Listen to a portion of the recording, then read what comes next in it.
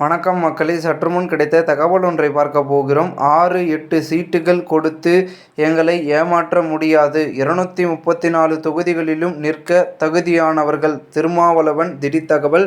இந்த ஒரு தகவலை பற்றி தான் நாம் பார்க்க போகிறோம். தகவலை பார்ப்பதற்கு முன்னதாக நீங்கள் நம்மளுடைய சேனலுக்கு புதிய பார்வையாளர்களாக இருந்தீர்கள் என்றால் மறக்காமல் நம்மளுடைய சேனலை சப்ஸ்கிரைப் செய்து வைத்துக் கொள்ளுங்கள் மக்களே.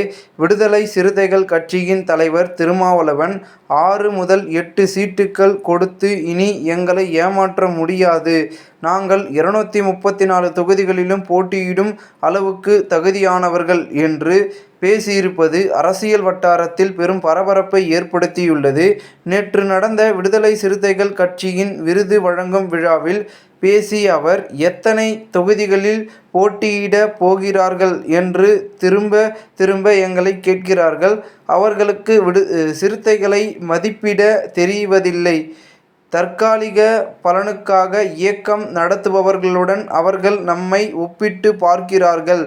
எங்களுக்கு டி1 கொடுத்து இனி ஏமாற்ற முடியாது. 6 முதல் 8 சீட்டுகள் கொடுத்தோம். அதற்கு மேல் அவர்களுக்கு சீட்டு கொடுக்க மாட்டோம். அதிகபட்சமாக 10 சீட்டுகளுக்கு மேல் தரமாட்டோம் என்று மதிப்பீடு செய்திருந்தால் அந்த மதிப்பீட்டை மாற்றிக்கொள்ளுங்கள் என்று கூறினார். மேலும் நாங்கள் 234 தொகுதிகளிலும் போட்டியிடும் அளவுக்கு தகுதியானவர்கள். இதை நான் ஆணவத்தில் சொல்லவில்லை, தேர்தல் கணக்கில் சொல்லவில்லை, சமூக மாற்றத்திற்கான அடிப்படை பார்வையில் சொல்கிறேன் என்று திருமாவளவன் திட்டவட்டமாக தெரிவித்தார். திருமாவளவனின் இந்த பேச்சு திமுக கூட்டணியில் சலசலப்பை ஏற்படுத்தி விட்டது என்பதனை தெளிவாக காட்டுகிறது. இந்த ஒரு தகவல் தற்பொழுது அரசியல் வட்டாரங்களில் பேசும் பொருளாக இருக்கிறது. இந்த ஒரு தகவலை குறித்த பொதுமக்கள் உங்களுடைய கருத்துக்களை கமெண்ட் மூலமாக தெரிவிங்கள்.